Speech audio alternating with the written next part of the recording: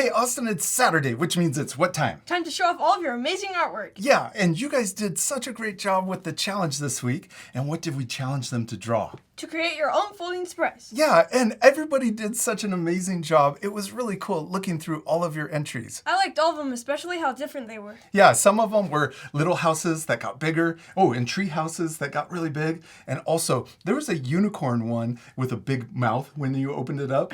I also liked the ones with the cocoon, and then when you would open it, then it would be a butterfly inside. They were all so cool, and we hope you had a lot of fun with this challenge.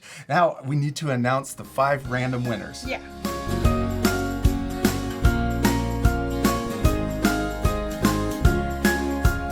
Congratulations to those winners. Parents, if your child was one of the random winners, we'll contact you directly through private message on Monday. Now it's time to show off everyone's artwork. And we'll see you later, our friends. Goodbye. Bye.